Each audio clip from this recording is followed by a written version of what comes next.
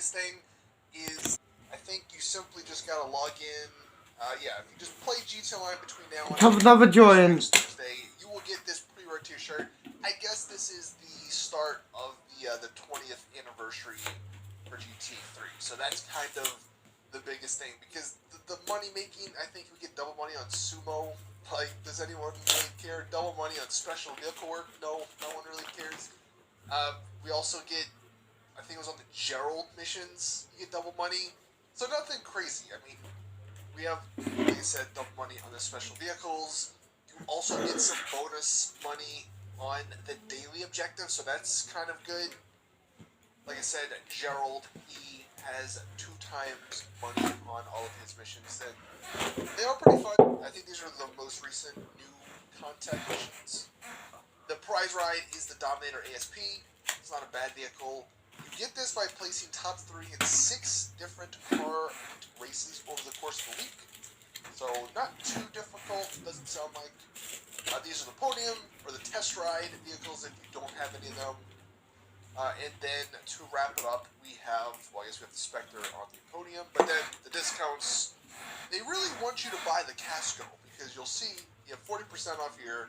You also get 40% off of all garages, which is cool. If you want to switch garages or buy a new one. But look at this. You get 65%. This is a clip from the Frogman.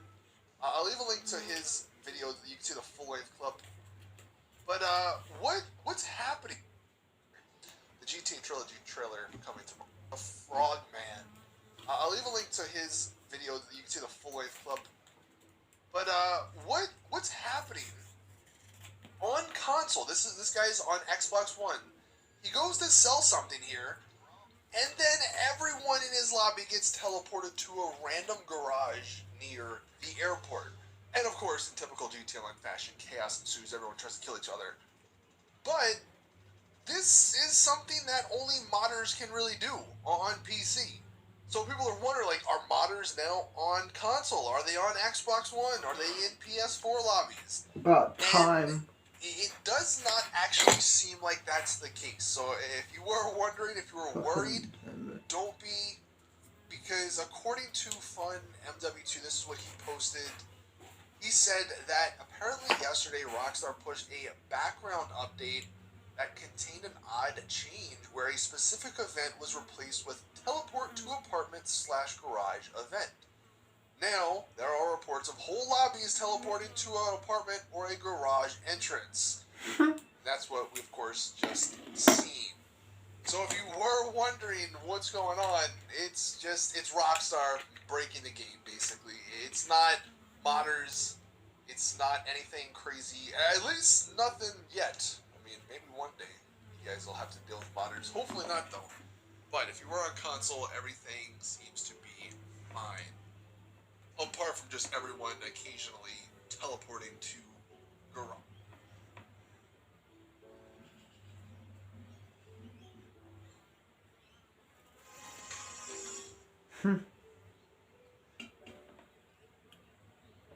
What else should I watch? If you want to buy some cheap games, check out digizandy.com. They've got plenty of your favorite games for cheap, as well as services to be the very best on your favorite games if you don't have time to grind it out like other people may. Also at checkout, use code Zyrian to get 5% off your order. Hey, it's that YouTuber who said he was done. Anyway, yo, what's going on YouTube? It's Zyrian here back for a brand new video. So we are on the only game that anybody will watch on my channel, aka GTA Online, or yeah, GTA Online, GTA Story Mode. But nevertheless, we are on this game, and what are we gonna do? I honestly don't know. I just kind of hopped on this game. I was like, you know what? I'll record a video. I haven't made a real video probably like a week or so. I just have like random bullshit clips. So I was like, you know what? Let's do something for once. Surprisingly, I don't know where this desire, this random like burst of energy to make a video came from, but here we are. I think it's because if you haven't watched my 16-second last video, this little clip I had, I guess you could call it a video because I technically edited it. If you haven't watched that, go check it out. It's fucking funny, man. I'll leave it at the end of the video so you can check it out after you watch this video. Finally go claim our free vehicle. I believe that's a free vehicle. Let's just go do it. I get tired of seeing it on the map at this point. Yo, I got something for you. Things are heating up in the hills. Nah, fuck you, Gerald. I don't care. I'm not doing shit for you. I got so much money. Is Rockstar still gonna be on my ass? I don't know, because I technically don't do this stuff that I used to do anymore, so are they gonna care, or what? Before someone gets confused, no, I'm not modding. I have not modded on this game probably since July, and I don't plan on doing it again.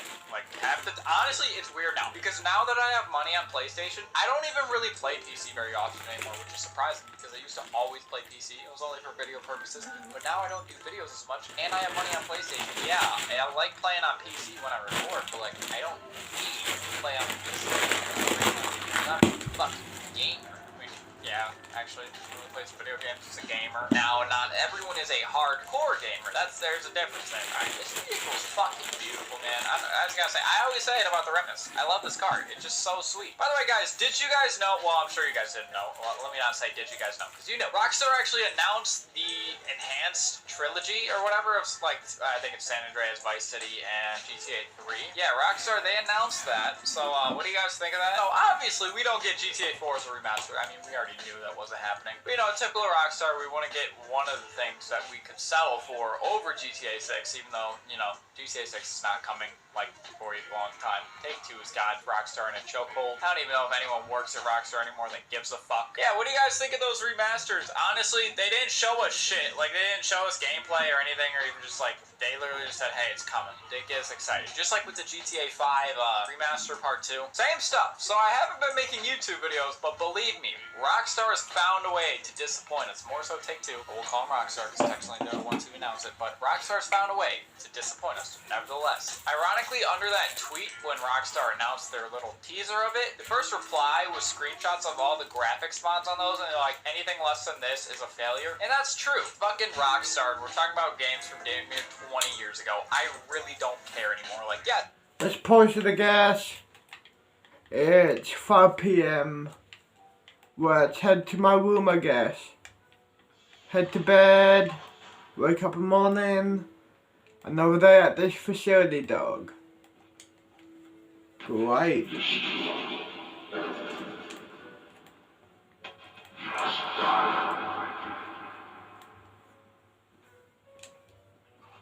Move.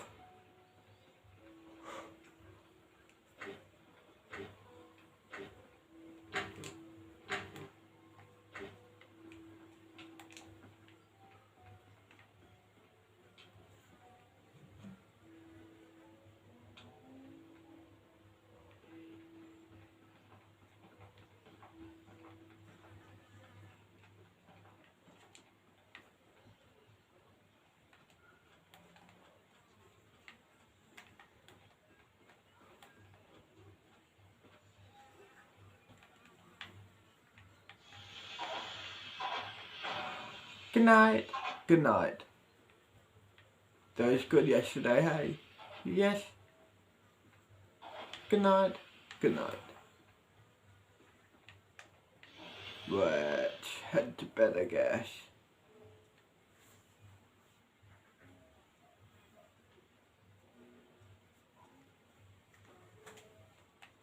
Seven in the fucking morning.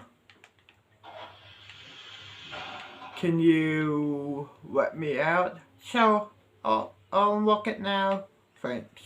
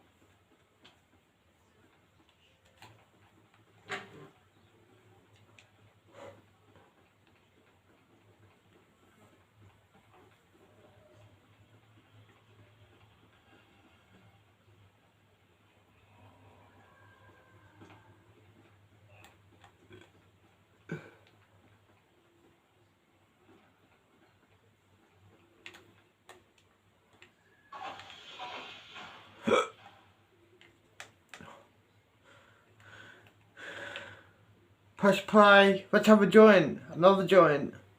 They're good games. Don't get me wrong. My iconic games in the series and everything, but like, come on guys, let's get with the times. GTA 5 is almost 10 years old. Like, let's not talk about the games that are 10 years older than GTA 5. There's a guy right here, aka Bubba. You're gonna go kill him. Hey, Cooper, please, please. I was in a dark It place. has no Yeah, joint. I've been there too, man. Don't worry, he has been defeated. Oh, he's sad now. Now, can you explain why you're trying to capture us? This is a long story again. This is a very long story again. In 1999, I found a book in the forest. Oh, it wasn't a normal book.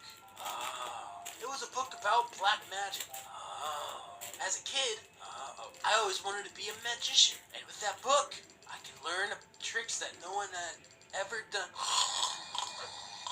Bro, this is boring! It was my chance to become a stress. Everybody's trying to kill him still. It was my chance to become a magician, follow my dream. Everyone liked my tricks. And I was almost becoming famous in this town. This town is terrible, dude. There's gang fights, kids are missing, cannibalistic pizzeria over there. Some guys from my school decided that I was a dangerous person with dangerous powers. Oh. They bullied me every day at school. They bullied you because you wore a bow tie. Don't make this personal. But one day, they decided to go further. They invited me into the forest to show my tricks to them. They wouldn't stop bothering me as long as I could put on a good show. Here, I'm gonna get this guy. Shut up, nerd. But that didn't happen. They left me in a hole of the forest to die. You're a magician. You're supposed to get out of the hole. Okay, how do you get the rabbit out of the hat? Take it out. As you can see, I am alive. That's because I tried a forbidden spell from my book.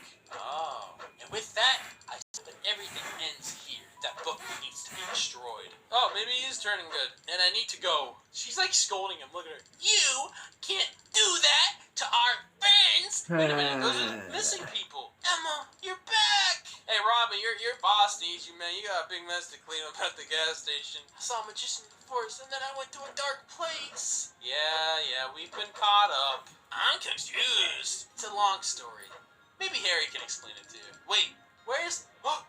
Where did he go? Well, anyway, he won't be a problem now. Alright, this seems to be over. You guys seem to be happy. I'm going to the pizzeria. Aw, there's a wall here still. You will soon. No, you're not. Go back to the dark place. Like my video and... Let's play. Bye-bye. I mean, let's See, I love you. watch. Let's watch this video now.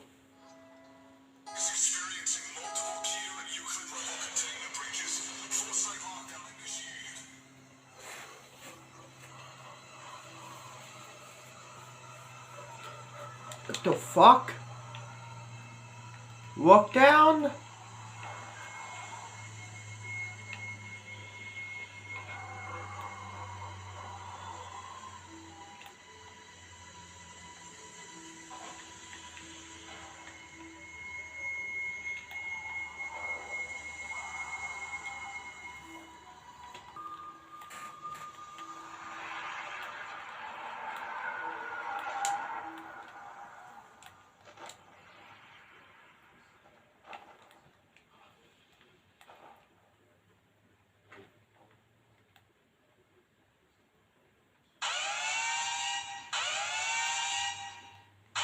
What's that noise?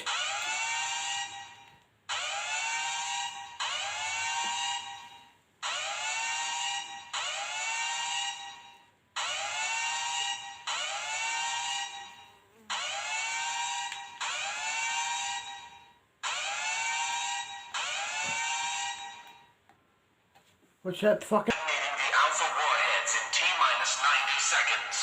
All personnel are advised to board the nearest helicopter or enter the nearest blast shelter immediately. Oh, hell. Let's go. Oh, hell no. Oh, hell.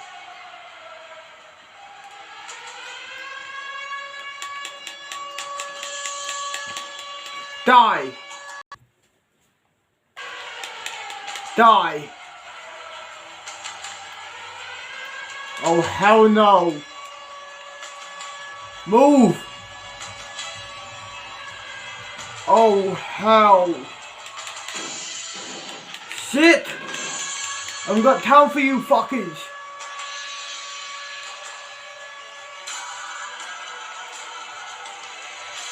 Let's go. Let's get... go, let's go. Oh, hell no.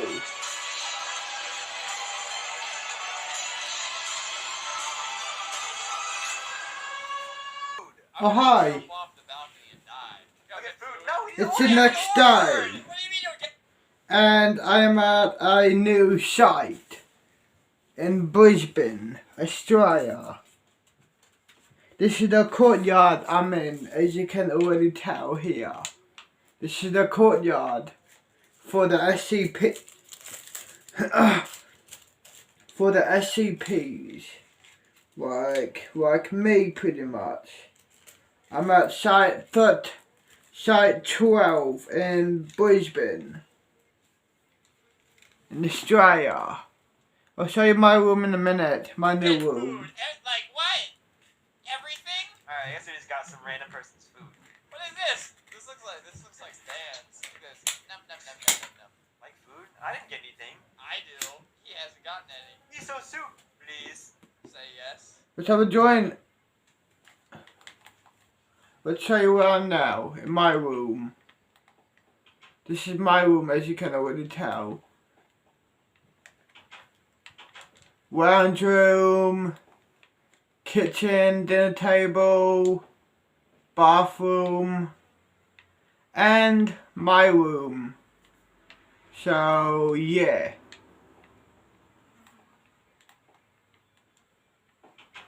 I'm at site 12 in Brisbane, Australia. Goodbye to the old site. The old site was nuked. Remember? Containment breach, right, of the Chaos Insurgency. So, yeah. That's why I'm here at this new site now.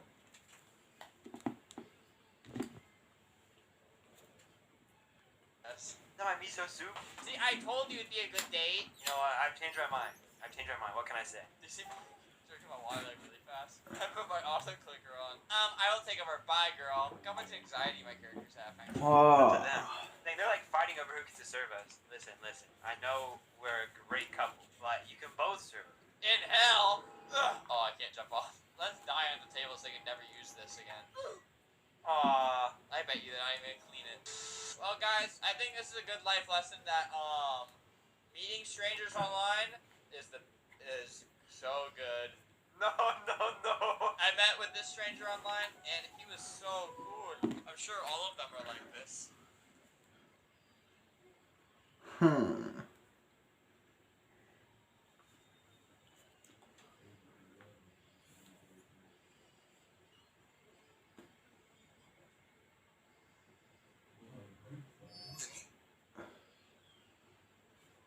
local dinner is still open. Fuck off. Watch Squid Game in VR. How is this possible? Don't ask me. Greg came to me and he wanted to use day one in our lobby from Fish Game so that he can make a VR version. Of course, I said yes. One, because he actually asked, and because it's going to be a completely different experience. And I think it's awesome. I love VR stuff.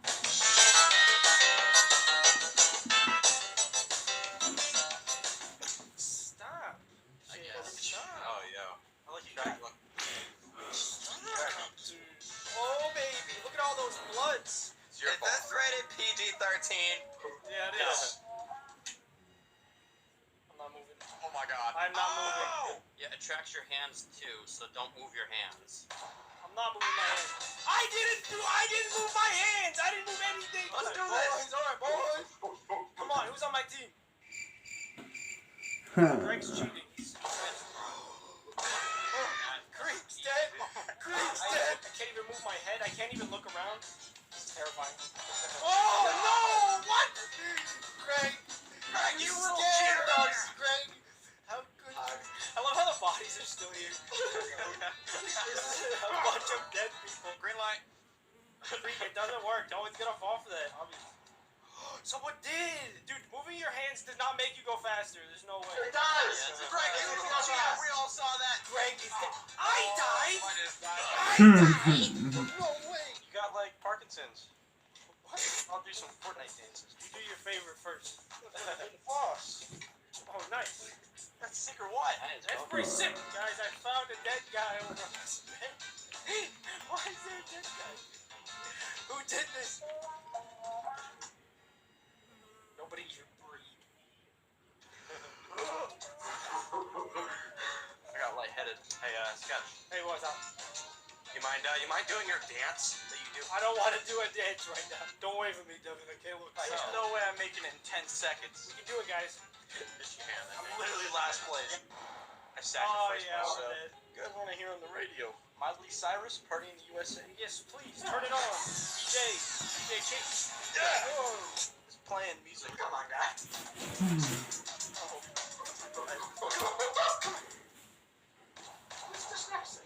Huh. Dude! Oh, that guy Dude! I'm blown away. Dude! I'm never gonna get this prize money, God. Song kind of banger. Sounds like Among Us. Who's the monster? Alright, I'm gonna win this time, guys. I have a strategy.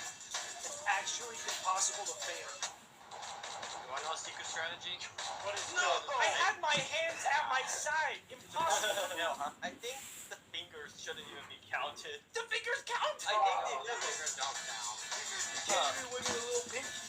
Oh. $1,000 on Greg. No, okay, just die. What? Darn it. Yo, you owe me money. Who said that? Which one of you guys said that you owe me money? Not me. It was him. No, it wasn't. You guys are dying today. Not me this time.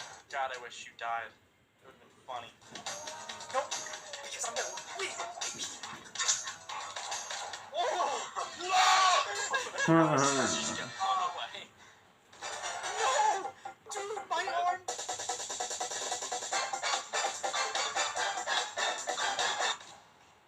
Man, they must be booking it up there. Yeah, I don't know how you guys are so far.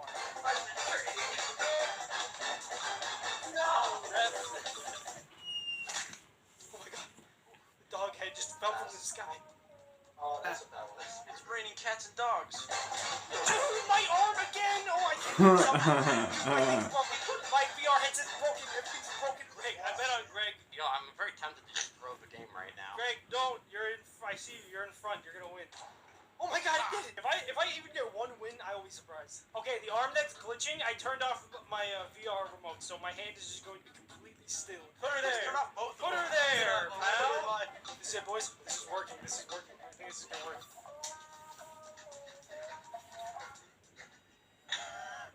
That noise. That's what I mean. We're all just running. Ow, I didn't know. Yeah. Welcome to my world. I can taste it. It's so close. It is so close. We can do it, Jay. I'm right behind you. We're making it all the way to the end. Don't worry. You gotta catch me. Like the first episode. What are you doing? Jeez! Why did you keep going? I'm at the finish line. I'm right there. I'm right here. I see you, Sketch. He's gonna die. 4 seconds! Come on. I did it! I touched the line! I touched the line! I touched the line! I touched the line. That's all that counts. I didn't get shot. But the timer did end literally as my foot was touching it. Okay, that counted nice. Did it really count? It did Yeah, count. I got you 2 had wins 2. for some reason. I'm at 6, you're at 2. Let's go! Oh my god. I'm probably so smelly right now, dude. This is crazy. I need to actually try to get there this time. I barely make it there. How does Greg go so fast? My freaking arm, my right arm is busted, dude. Alright, I'm switching arms. Let's see if I can do this.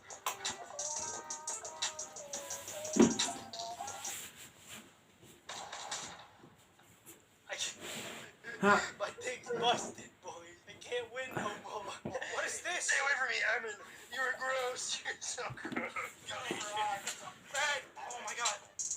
20 freaking seconds, dude. Come on. I got it! I got it! Yeah! Woo! Finally! Oh my god. Oh my god, I did it. Oh, man. I'm fine.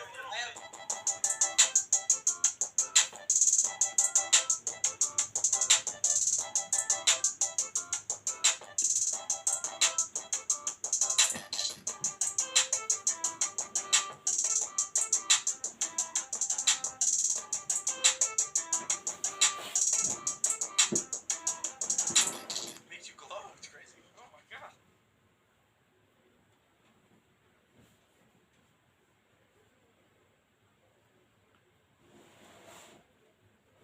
What else?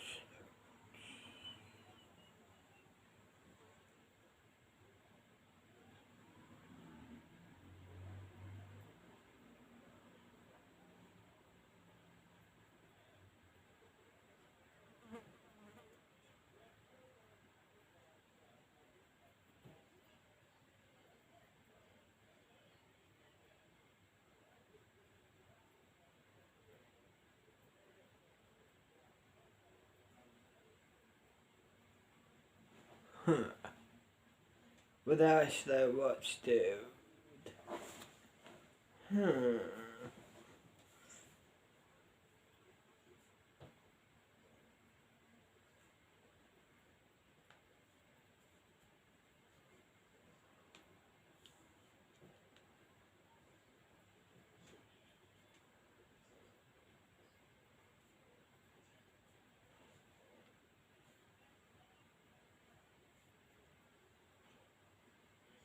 Everyone's racing. The man lost his job during... Studying in Tasmania?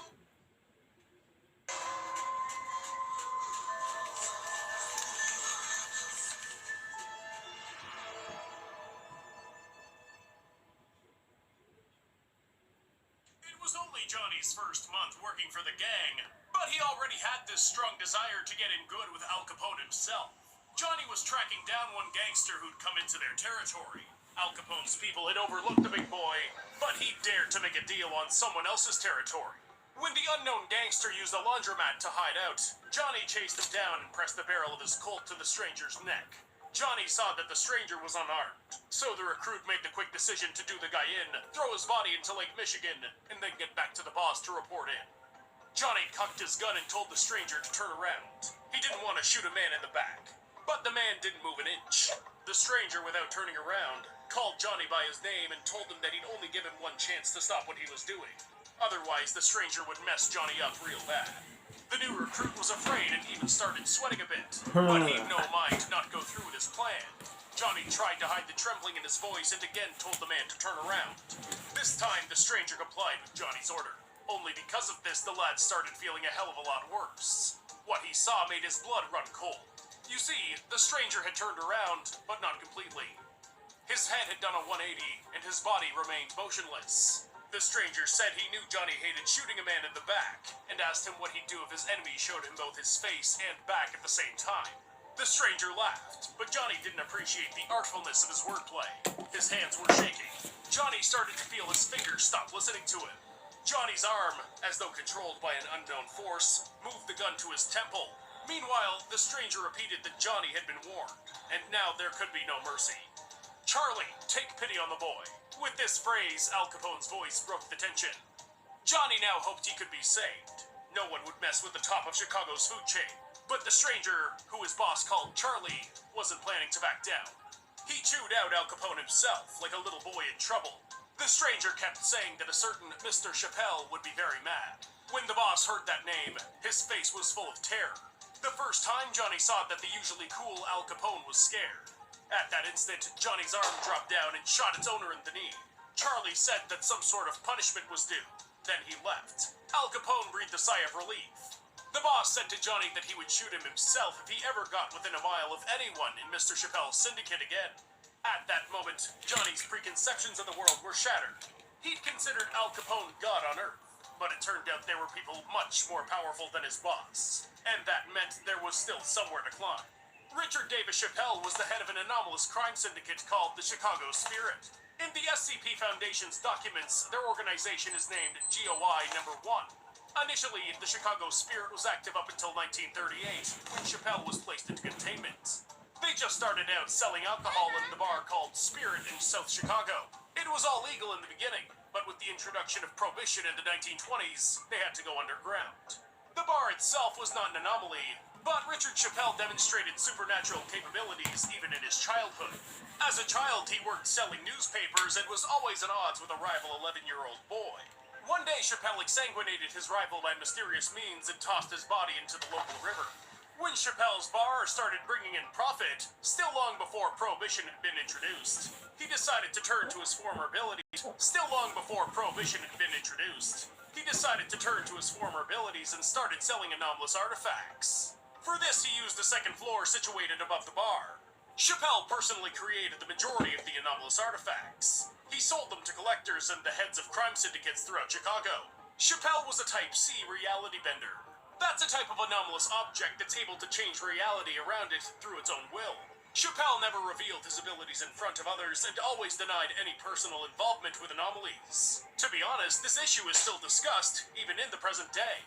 In his diaries, Chappelle mentions a certain Mr. Knight. According to his entries, Knight left the organization in 1933, leaving the organization vulnerable. Thanks to this, the organization managed to liquidize the organization and place Chappelle in containment. However, no sort of documentation at all exists, claiming that Knight was part of the organization and even existed as an actual person. None of those involved the syndicate, even the higher-ups apart from Chappelle himself, ever mentioned Knight. And Chappelle only references him in his journal, as well as during interrogations. During interrogations, such behavior from Chappelle is logical. He could simply have invented someone, so it'd be easier to deny the presence of his own anomalous properties. But then, what reason would there be to mention Mr. Knight on almost every page of his journal, which was acquired by the Foundation in only 2008? It's possible that Chappelle is just a very calculating and far-seeing strategist. The leader of the Chicago Spirit wanted so much to conceal his abilities that even in his diary, he jotted down deliberately misleading facts. He understood that sooner or later the Foundation would zone in on his affairs. Ultimately, the journal also had to fall in the Foundation's hands. But if there was no Mr. Knight, why then did the organization grow weak, and why was it possible to place Chappelle in containment? I believe he wanted it himself. When you're an anomalous reality bender, sooner or later you inevitably cross paths with more powerful forces. Like the once incomparable Al Capone crossed paths with the powerful Chicago Spirit Syndicate. On his path, Chappelle met anomalous powers which he couldn't handle. At first, Chappelle wanted to fight. Then he realized his mistake, but it was already too late to surrender. So the leader of the Chicago Spirit did everything he could to make the Foundation come down on him. In the walls of the Foundation, Chappelle was safe, until he passed on to the next world in 1953. 3 years before this, Charles Ferris Derringer also passed away. He was an anomalous colleague of Chappelle's, who our friend Johnny met at the beginning of this video. But separate members of the Chicago Spirit continued their operations for longer. Their activities stirred up rumors about how Chappelle had stashed away billions of his own money. It was thought that those who could embody the spirit and the former grandeur of the Chicago Spirit would have access to that money. Since only the dead leadership possessed any anomalous properties, and the rest of the group were ordinary criminals, enthusiasm and resources ran dry by the end of the 20th century. In 1998, however,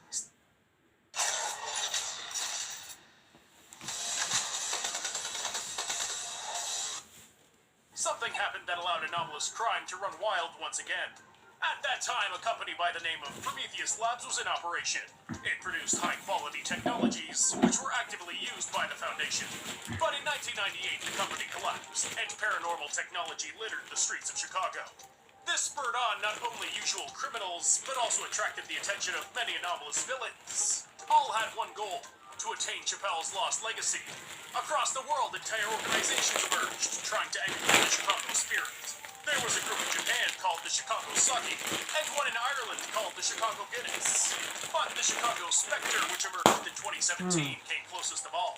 It was made up of only 3 people, but this seemed enough to vest the leadership of the anomalous criminal world.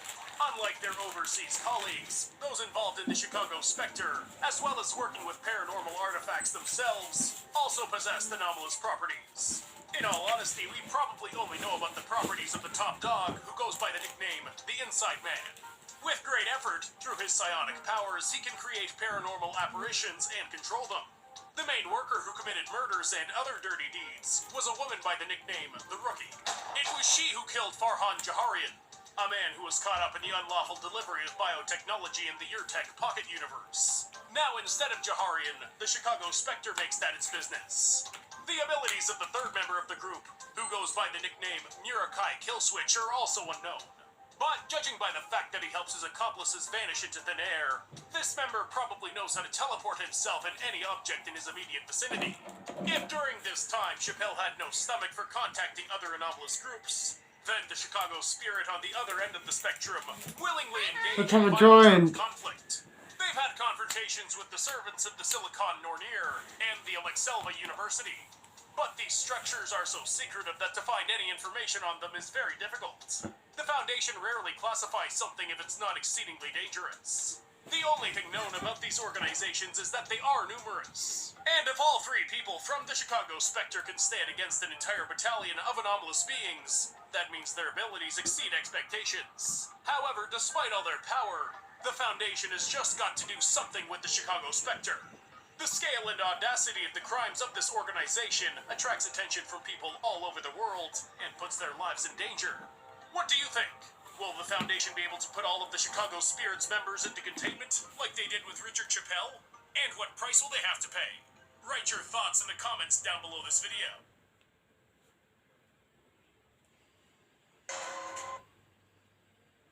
And equipment, which would trigger the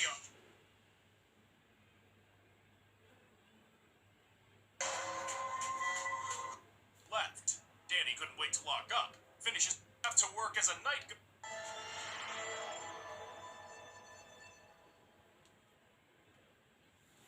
Danny despised modern art. The news that he'd have to work as a night guard at a modern art exhibition really didn't get him all that pumped up. But a job's a job. The last visitors had finally left. Danny couldn't wait to lock up, finish his evening patrol of the art installation, which he hated, and then sit down and watch the baseball game. While he gave the place a look over, the guard spat out a ton of profanity at each and every part of the exhibition. There was one black sculpture, which was about the height of a small person, that he really didn't like. Danny thought the artist was very lazy and a complete fraud. Okay, he hadn't finished the hands, and the Venus de Milo was usually done without any arms, so that was understandable. But how someone could completely ignore the face and leave only a smooth, round ball where the head should be, Danny did not know. Finishing his musings, the guard shook his head in front of the statue and went off to watch the match. At that time, there was still no internet, so Danny was watching baseball on a good old-fashioned TV and not in 4K resolution. So the TV would stop playing on him. The guard had to get up and give it a whack. As luck would have it, the television would glitch out at the game's most interesting moments. When the New York Yankees' top pitcher made his throw, the screen actually stopped showing anything at all. Danny got up from his chair and gave the TV a good whack with his fist. The image returned, but when the guard moved backwards towards his seat, he felt some kind of obstacle with his hand. Fuck off. Danny froze with fear, his forehead covered in cold sweat. Surely someone hadn't thought to steal from a modern art exhibition. Danny slowly turned around, but there was no one behind him. Maybe his mind had played tricks on him with the heat and his fatigue. The guard sat down to watch the match for a while longer, but was already less enthusiastic about it. The next blow Danny delivered to the television extinguished the screen completely. But in its reflection, Danny saw a human silhouette with a missing face. The guard let out a shriek. In an attempt to flee, collapsed onto the TV. Danny looked around, but no one else was there. The guard was sure that someone had broken into the building, so he phoned the police. The police thought that the guard didn't look all that well, and they sent him home to get some rest. At home, Danny always felt safe. But not this time. To him, it seemed that he was constantly being followed by someone. Several times, the guard thought he could feel the breathing of his pursuer on the back of his head. Danny lay in his bed, thinking that come morning, this feeling would have passed. He climbed under the blanket and shut his eyes. But only a second later felt someone hugging him around the waist. The guard quickly turned around and found that same sculpture next to him. The one without any hands and without a face. In order to understand how Danny's story came to a close, we first have to deal with the given anomaly. The black sculpture that frightened the guard is cataloged as Object SCP-650. The statue is 167 centimeters tall, and the majority of its form resembles a human. Its hands are completely absent, while its arms taper off into rounded points. The head is comprised of a smooth ball without a face. From its position, however, it's evident that the facial aspect is constantly pointed upwards, at least while the statue is being observed. The sculpture should constantly be kept in someone's field of vision. When the statue stops being observed, it disappears from its current location and instantly appears behind someone's back. SCP-650 adopts a terrifying pose and gets very close to its victim. Those who don't have the fortune of finding the anomaly behind their back as a reflex flee according to the fight or flight response. Fortunately, SCP-650 does not exhibit any hostile behavior. Its main goal is to scare its victim, not to attack it. But for people with a weak heart and psyche, even that could prove too much. For example, Danny suffered from congenital heart defect. After his encounter with SCP-650, he suffered a heart attack. Luckily, Danny's terrified shrieks were heard by his neighbors, who called the police and an ambulance, so the guard was saved. The anomaly's mode of transportation is still unknown. It's completely silent, and not once has anybody been able to record its trajectory while moving. It most likely uses teleportation. This theory is supported by an incident where the sculpture appeared in an opposite end of its containment site behind research personnel, when the statue was leaving its containment room and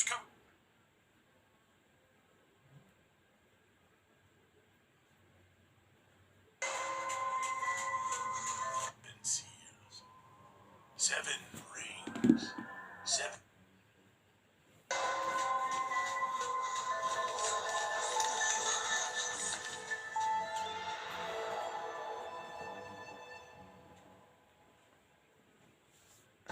Seven seals. 7 rings. 7 brides for the Scarlet King. They gather round the natal bed. The foolish